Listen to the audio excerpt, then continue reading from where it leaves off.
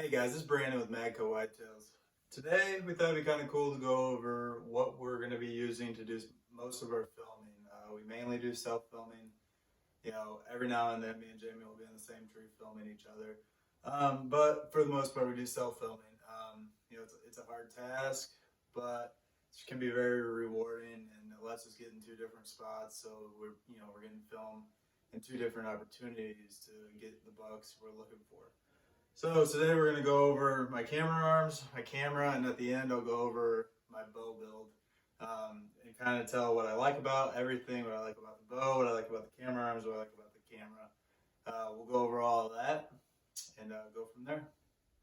Alright, so I'm going to start with my least favorite camera arm, but it serves a purpose. So this is an HME, it's a little $30 camera arm. I added a middle bar to it right there, you can see.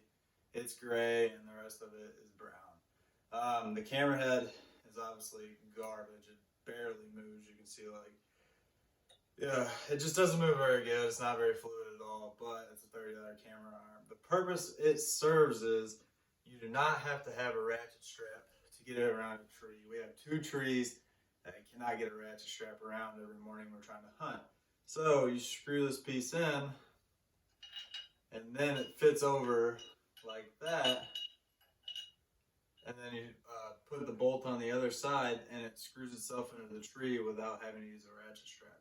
So for the purpose it serves, I guess it's okay.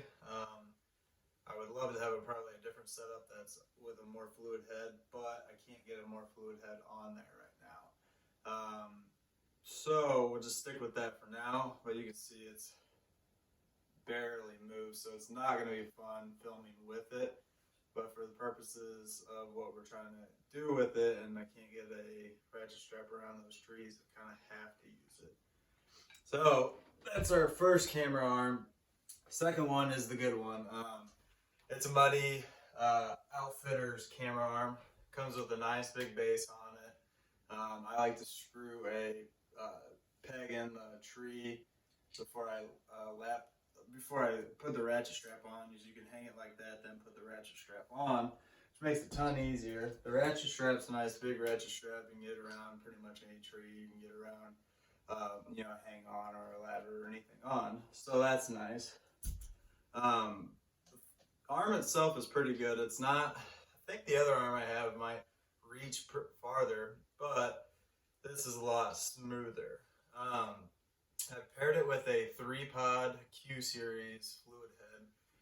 It's a little bit heavier head. It's 2 pounds, I think, right around 2 pounds, which is pretty heavy, but I mean, it is the most fluid head I think I've ever found. It goes up and down really fluid. I have it tuned just right.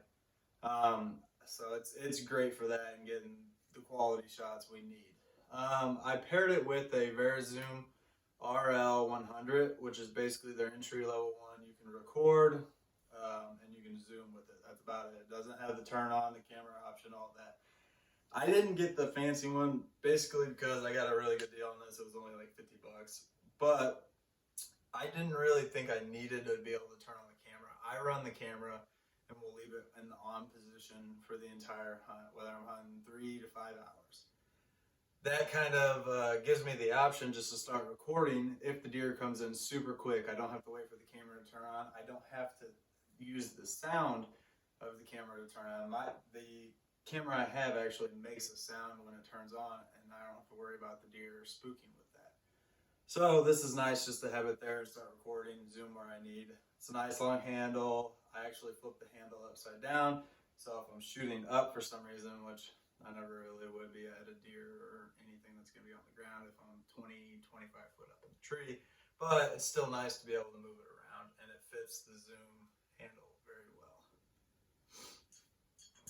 Alright, so next we'll start with the second camera angle that I like to have, which I think pretty much most people run a GoPro. This is a GoPro 7 Black. I have it to where you can screw into a tree up there, and then with a couple adjustments, I can angle it all the way down and have kind of an overhead shot where, if the deer is maybe 10 or 15 yards, you might be able to see it get get shot in the camera frame, but probably not. It's mainly just to see the hunter and kind of fill in the video as it's going, because you're not going to always have great footage of that deer. So this will help add in to, you know, the video a little bit.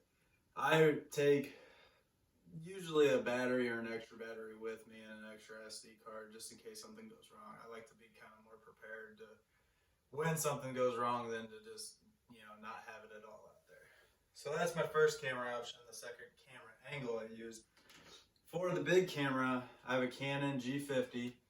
I have a Rode video mic paired with it. I didn't want to get the best mic they have because it runs off battery. This one will run off the camera. It's actually really nice. It gives really good quality sound, and it runs off the camera battery. So I don't have to worry about getting out into the sand, and the battery being ran out, and then I'm not getting good sound at all. Now I just get pretty good quality sound. Definitely not as good as some of their higher end mics, but for what I'm doing, I think it works perfect, and I don't have to worry. It's one less thing I have to worry about. The Canon G50, I really love it. Shoots 4K quality at, I think it's 60 feet per second. It's either 60 or 30. I'm not 100% sure on that. And it has 2 SD card slots. It'll take 128 gigabytes. It has to be tier 3 cards and class 10 cards to be able to record that 4K video. Everything we're doing is going to 4K. The GoPro can shoot 4K. It doesn't have the stabilization in it, but I didn't want to spend the extra money because it's going to be screwed into a tree when I'm shooting the 4K. I might have, you know, walking in with it or something. It might look a little glitchy when you're moving, but I think overall the stabilization, you know, I don't really need that because it's going to be screwed into the tree for the most part. This has a great zoom in 4K. I mean, it's a great camera for what it is. It's right around $1,000 you can get it for. If you want to buy it brand new, I think it's a little more than that. I put some camo on it, not too much as you can see. Kind of just where the deer would be really looking. If they get, you know, to the side of it or whatnot, kind of screwed at that point anyways. So it's a good camera. I carry 2 backup batteries with me, and I usually carry 1 extra card other than the 228s that are in there just in case something crashes out there. I really like to be backed up. You know, I don't want to get out there and waste the hunt. Basically, we're trying to bring as much footage as we can to you guys, and it's really hard to actually store 4K footage because it's a huge file. So, you know, at the same time when we're trying to bring you guys really good footage, we're also not, you know, keeping all the footage that we get just simply because we don't have as much computer storage space as it requires to store all that 4K footage. If anybody is watching this and shoots 4K footage, they know exactly the problem we're running into right now. You have to have a huge storage space for it, and that's either going to cost a lot of money to get an external one, or you're going to pay a lot for a computer, and we just don't have that capability right now. Alright, so that's what we use for camera. That's what we use for camera arms. I'll go over the bow build next and go from there. But yeah, I like this camera. If you have any questions, feel free to comment on the video, and you know, we would love to answer them. Love to get your guys' feedback on what you guys like to use, camera wise and camera arm wise. I know we could probably upgrade from the Muddy Outfitter arm. I think Jamie has a fourth arrow arm, which he likes a lot. I just got a good deal on this one, so I'm gonna stick with it for now. Alright guys, so we're on to the bow build now. I do shoot a Mathews VXR, it's 28. I really like it a lot. It's really quiet, shoots really accurate, but the most accurate bow I've ever had by far. I can actually shoot it better. About 2 years ago I had to shoot a crossbow because I was injured. I can shoot it better out to 450 yards than I can shoot a crossbow right now. It's nice. I do have, a lot of people think is the Bowmark grip on it. I actually had before he came out with his Bowmark grip. This is just a lizard skin grip. They put it on the hockey sticks, they put it on tennis rackets, stuff like that.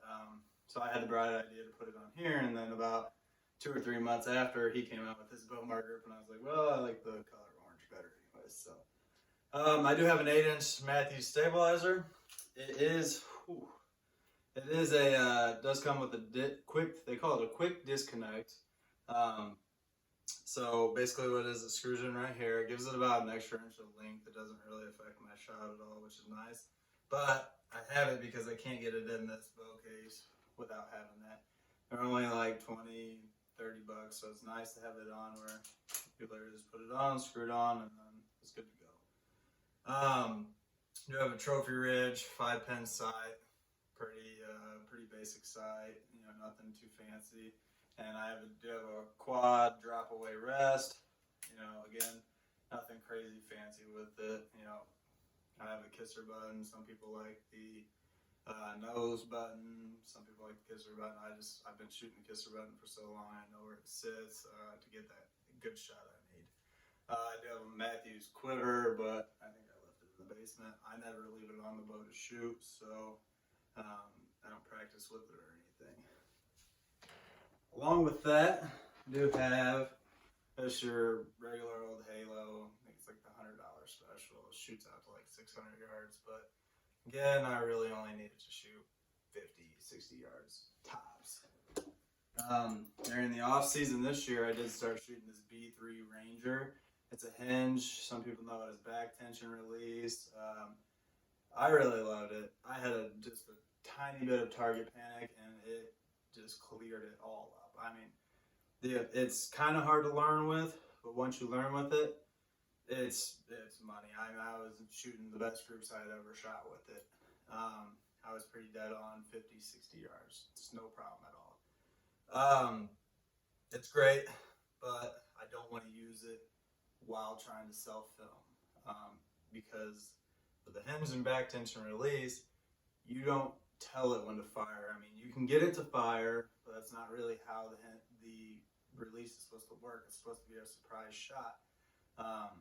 That's the whole thing with getting rid of your target panic. So the way I shoot it is, it's a surprise. Every time it goes off, I can start engaging it, and you'll hear a click, and then you'll know it's about to fire soon, but you don't know for sure. I would hunt with it if I wasn't trying to self-film too. So being that we're filming, I went to a True Fire thumb release. I really like it. It's got, the way I shoot it is I'll put my thumb here and I rotate it back like, you can see, I'll put my thumb here, anchor it, and then rotate it with my top fingers. So basically it is a hinge or, you know, back tension release, but it's a little bit different because if I need to get a quick shot, I can just pull the thumb. Yeah. So I can fire it really quick, or if the deer is being cooperative, I can take my time and get the shot off the way I need to, where it's a semi-surprise shot, but you know, you're still engaging it, so it's not as surprised as the hinge release would be. To go with that, I shoot gold tip Hunter XT 340 arrows. Cut to 29. I do have a 29-inch draw, so they're actually like half an inch bigger than 29. I do shoot, this will be my first year shooting Sevrs. This is the 1.5 titanium. I've heard nothing good about them. I know people who use them and they use great, they just leave great blood trails. They penetrate great. I went with the 1.5 over the 2-inch one because of the penetration. I wanted to get, you know, a really good penetration on it. Along with that, I do shoot Glory Nocks. They are hands down to me the best lighted nocks on the market right now. I know Luminox are great and there's nothing wrong with them, but basically the reason I like them is, if you watch, I don't know if you'll be able to see on this, when it'll go off when it comes off the string. You put it back on the string and you hold the button and it's off. That's it. That's how you turn it off. You put it back on, I'm going to shoot, off. And press the button that's on the side, and now it's off again. That is the easiest, and I will shoot year round with these. I have 6 of them. I have them all on my practice ones. I have them where I'm going to hunt with them. I want to be as dialed in as I can. That kind of goes along with this is what I'll shoot in practice. This is what I'm going to shoot in the field, and this is what I'll shoot in practice. The only difference is the Sevrs have a little bolt that you can put in them, and it basically turns them on practice mode. So when it hits the target, the blades won't engage. If you see them pressing down on those blades, they're not engaging out like they would if it wasn't in practice mode. That bolt stops it, so the blades don't get dull when you're practice shooting. So when it comes to it, take out that little bolt, then I'll put the rubber band around that holds the blades, and then it's ready to go. I know exactly what I'm sending at that deer because I just shot it multiple months up into that. I would definitely tell people to shoot that way because they know exactly where it's hitting, and Sevr's hit dead on to field points anyways. And the glory knocks are the exact same as any gold tip knocks that I've seen. So it's not like it really changes, but you know what you're sending, and it's the confidence you gain while you're doing it. So that's my hunting setup. It's pretty basic, nothing really, out of the ordinary. I don't really get into the high dollar sights. I don't get into the high dollar rests. These are pretty average arrows for what they are. I got a good deal on eBay on them, so yeah, they're not too bad.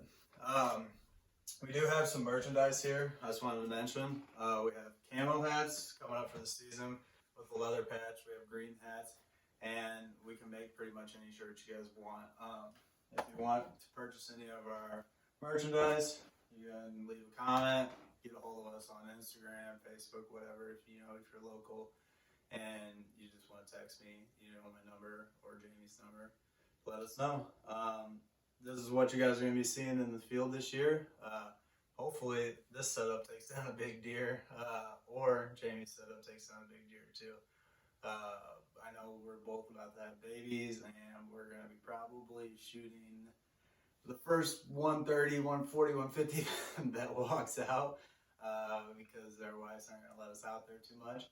But, it's not really all about the horns anyways. I'm a firm believer I'll shoot a doe every year just because I like eating the meat. That's how it is. Jamie's the same way. I don't hunt just to get the horns. I love shooting a big buck. It does come with more meat, but at the same time, I can't eat the horns. So, if I was doing this and not eating the deer, that would be ethically wrong in my book. I think you should eat everything you shoot. So, hopefully you guys will see this maybe take down a doe and then maybe a big buck or something. That'd be cool. Thanks for watching. Stay tuned to our channel. Like and subscribe if you want to watch the whole season, how it progresses out. And we'll go from there. Thanks again.